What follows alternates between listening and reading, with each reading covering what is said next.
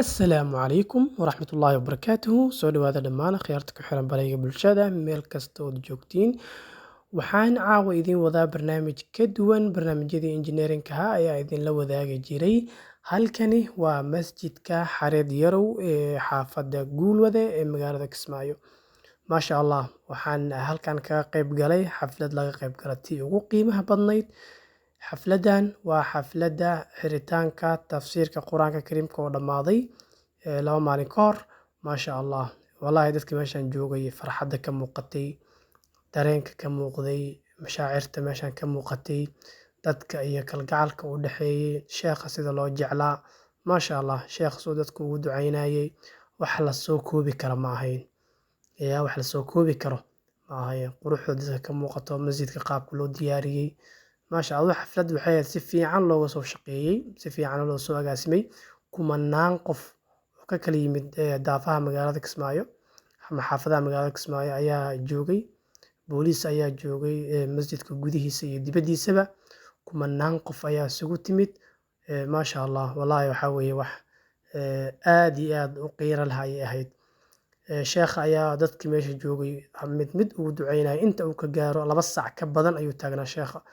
asoo Soomaali oo dhan u duceeyay, xirti u duceeyay, xaafadda u duceeyay, magaalada u duceeyay, Soomaali oo dhan u duceeyay. Maasha Allah, maasha Allah, maasha Allah.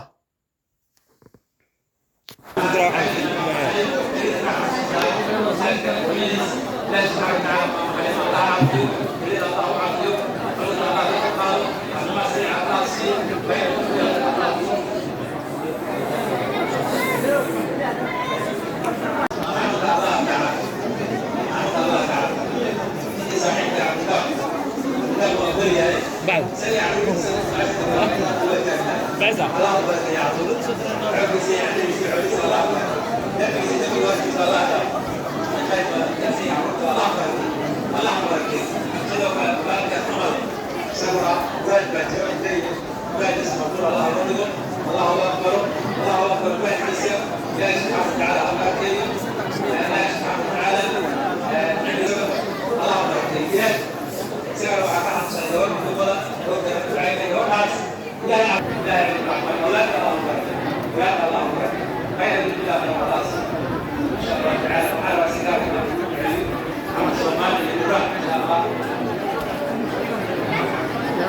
قرآن ما ملوش هذا